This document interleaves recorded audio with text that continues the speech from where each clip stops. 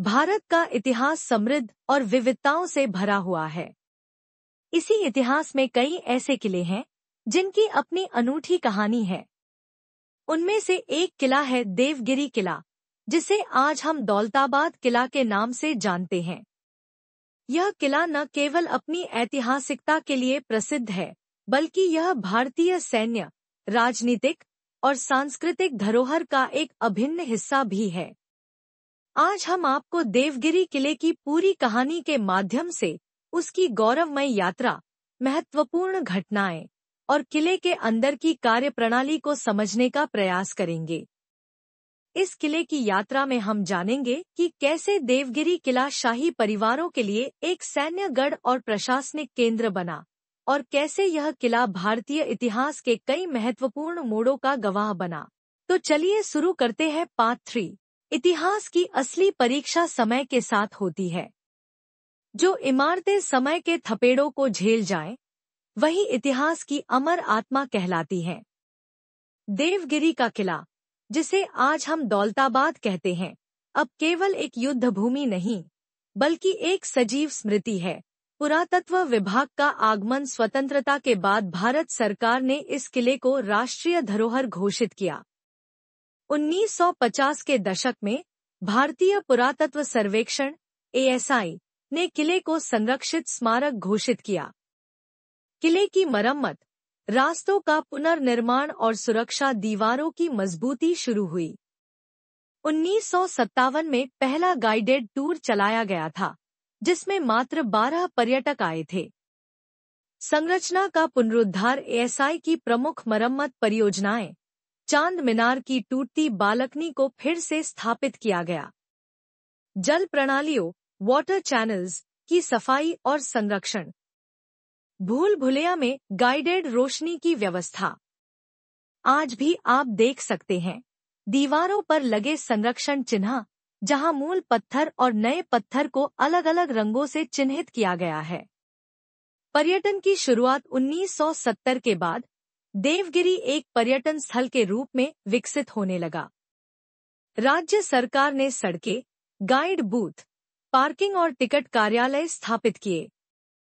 पर्यटन डाटा, 1980 में औसतन 300 पर्यटक महीना, 2020 तक यह संख्या बढ़कर 30,000 प्लस प्रति माह हो गई। प्रमुख आकर्षण, चांद मीनार, महाकाल गुफा, अंधेरी भूल भुलैया, तोपखाना क्षेत्र, फिल्मों और डॉक्यूमेंट्री का केंद्र। देवगिरी का किला कई भारतीय और अंतर्राष्ट्रीय फिल्मों का पसंदीदा शूटिंग स्थल रहा है। आशुतोष गोवारिकर की जोधा अकबर में इसका बाहरी दृश्य इस्तेमाल हुआ। BBC हिस्ट्री चैनल और नेशनल ज्योग्राफिक ने यहाँ डॉक्यूमेंट्री शूट की। डिस्कवरी इंडिया ने इसे मोस्ट टैक्टिकल इंडियन फोर्ट की उपाधि दी। स्थानीय समाज और रोजगार, पर्यटन से स्थानीय समाज को मिला रोजगार, गाइड, दुकानें, खान-पान, सांस्कृतिक पहचान, शैक्षणिक परियोजनाएं। कई स्थानीय युवक युवतियां आज प्रशिक्षित पर्यटक मार्गदर्शक बन चुके हैं, जो इतिहास को नाटकीय शैली में सुनाते हैं। शिक्षा और शोध, प्रमुख शोध संस्थान, औरंगाबाद विश्वविद्यालय के इतिहास विभाग ने दौलताबाद पर कई शोध प्रकाशित किए। कई PhD विद्यार्थियों ने अंधेरी, जल प्रणाली और स्थापत्य शैली पर थीसिस लिखी। ASI ने डिजिटल आर्काइविंग शुरू की है, जिसमें किले के हर हिस्से को 3D स्कैन किया गया है। पारिस्थितिकी और प्राकृतिक संरक्षण, देवगिरी केवल एक पत्थर का किला नहीं, वह एक जीवंत जैव विविधता क्षेत्र भी है। पहाड़ी क्षेत्र में पाए जाते हैं नीलगाय, मोर, चमगादड़ और अनेक प्रजातियों के पक्षी। किले के चारों ओर गुलमोहर, बबूल, नीम और पीपल के वृक्ष।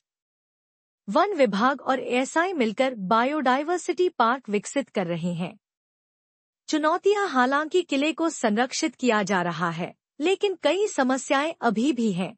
मानसून के दौरान कई दीवारें गीली होकर क्षतिग्रस्त होती हैं। कुछ पर्यटक दीवारों पर नाम और चित्र बना देते हैं। अंधेरी के कई हिस्से अब भी खतरनाक और बंद हैं। स्थानीय संगठनों ने सेव देवगिरी फोर्ट अभियान शुरू किया है।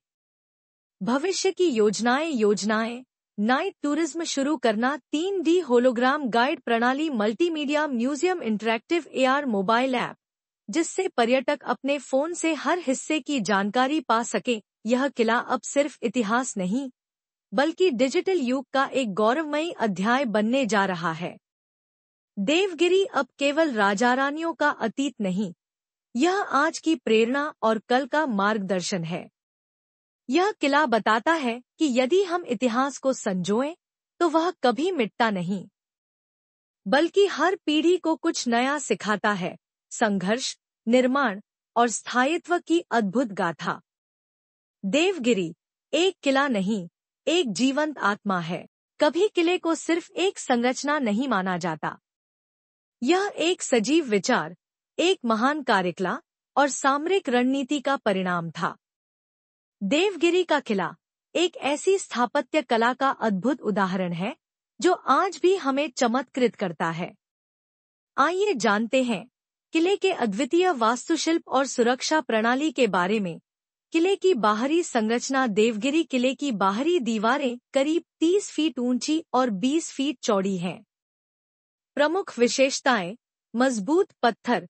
किले की दीवारें संगमरमर और ग्रेनाइट से बनी थी, जो इसे अत्यधिक मजबूत बनाती थी। लंबी, गोलाकार घेराबंदी। किले के चारों ओर एक विशाल दीवार थी, जो इसे बाहरी हमलों से बचाती थी। किले के प्रवेश द्वार पर बने थे मजबूत द्वार, जिनकी डिजाइन इस प्रकार थी कि दुश्मन बिना योजना के अंदर प्रवेश न कर सके।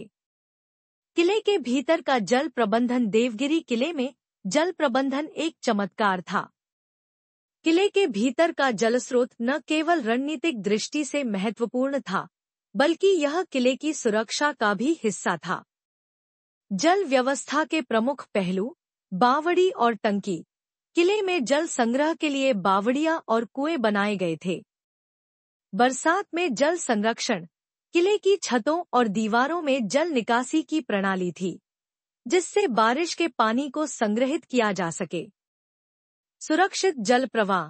किले के भीतर एक गुप्त जलमार्ग था, जो किसी बाहरी हमले के दौरान जल आपूर्ति को सुनिश्चित करता था।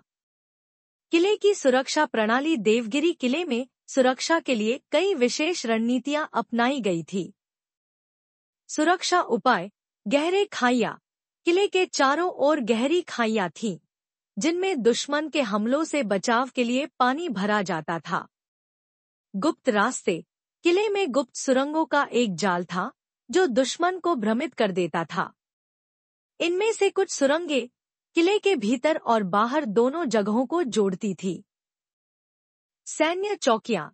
किले के ऊपरी हिस्से में सैन्य चौकियां थीं, जहां से शत्रु के हर गतिविधि पर नजर रखी जाती थी। घेराबंदी का तरीका। किले के भीतर और बाहर दोनों जगह सैन्य और सुरक्षाकर्मी हर समय मौजूद रहते थे, ताकि किसी भी तरह के हमले से निपटा जा सके। किले के भीतर प्रमुख भवन। देवगिरी किला न केवल एक सैन्य किला था, बल्कि यह एक राजमहल और सांस्कृतिक केंद्र भी था। किले के भीतर कई महत्वपूर्ण भवन बने थे।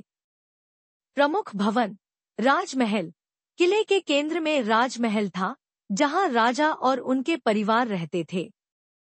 महल का डिजाइन इस प्रकार था कि शाही परिवार को हर प्रकार की सुरक्षा और आराम मिल सके। तोपखाना।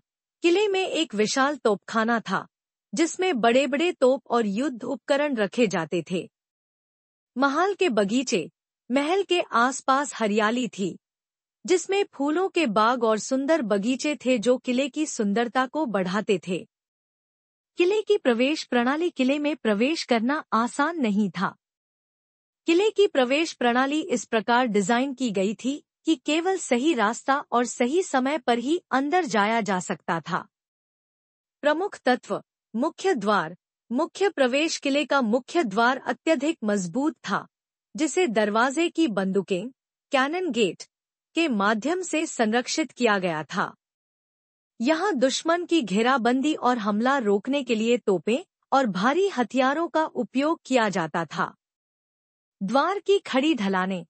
किले के द्वार में खड़ी ढलानें थीं, जो दुश्मन की सेना को किले के भीतर घुसने में कठिनाई पैदा करती थी। नकली द्वार। किले के अंदर नकली द्वार भी बनाए गए थे, जिनसे शत्रु भ्रमित होते थे। इन द्वारों से असली मार्ग की ओर जाने का रास्ता ही बदल जाता था। किले के बुर्ज और मीनारे। देवगिरी किले में कई बुर्ज और मीनारे थी, जो किले की सुरक्षा और रणनीतिक दृष्टिकोण को बढ़ाती थी। प्रमुख बुर्ज। चांद मीनार किले का सबसे प्रमुख बुर्ज था, जो अपनी विशालता और सामरिक दृष्टिकोण से प्रसिद्ध था। खिलजी बुर्ज। यह बुर्ज किले के दक्षिणी छोर पर स्थित था और युद्ध के समय महत्वपूर्ण स्थल था। तलवंडी बुर्ज। यह किले के पश्चिमी हिस्से में था और इसकी स्थिति से आसपास के इलाकों पर निगरानी रखी जा सकती थी। स्थापत्य शिल्प की विशेषताएं। देवगिरी किले का स्थापत्य कला भारत के महान वास्तुशिल्प का प्रतीक था। कुछ विशेषताएं। संगमरमर और ग्रेनाइट का उपयोग। किले में संगमरमर और ग्रेनाइट पत्थरों का प्रयोग किया गया था, जो न केवल किले को मजबूत बनाते थे, बल्कि उसे सुंदर भी बनाते थे। गोलाकार डिजाइन। किले के कई हिस्से गोलाकार डिजाइन में थे, जो सटीक सुरक्षा दृष्टिकोण से लाभकारी थे। वास्तुशिल्प में समन्वय। किले का डिजाइन इस प्रकार था कि वह स्थानीय जलवायु और पर्यावरण से पूरी तरह मेल खाता था। किले की जलवायु और एंटरटेनमेंट के लिए बनावट। देवगिरी किले में सामरिक जरूरतों के साथ साथ शाही परिवार के मनोरंजन की आवश्यकताएं भी पूरी की जाती थी। प्रमुख विशेषताएं। मनोरंजन क्षेत्र। किले में एक स्थान था जहां नृत्य, संगीत और काव्य सम्मेलन आयोजित किए जाते थे। जलवायु की सटीकता। किले का डिजाइन इस प्रकार था कि गर्मी के दिनों में अंदर ठंडक और सर्दी के दिनों में गर्मी बनी रहती थी। देवगिरी किला न केवल एक सैन्य गढ़ था, बल्कि एक वास्तुशिल्प का अद्भुत उदाहरण था। यह किला अपने समय की सबसे मजबूत किलों में से एक था और आज भी हम इसकी कला, सुरक्षा और संरचना के अद्वितीय पहलुओं को महसूस करते हैं। यह किला सिर्फ एक संरचना नहीं है, यह एक संस्कृति, शक्ति और शौर्य की कहानी है। देवगिरी किला, जो आज के दौलताबाद किला के रूप में जाना जाता है, महाराष्ट्र राज्य के अहमदनगर जिले में स्थित है। यह किला 13वीं शताब्दी से लेकर 17वीं शताब्दी तक कई महत्वपूर्ण घटनाओं का केंद्र रहा। शिवाजी महाराज जैसे महान योद्धा और सम्राटों के समय में यह किला एक अहम सैन्य गढ़ था।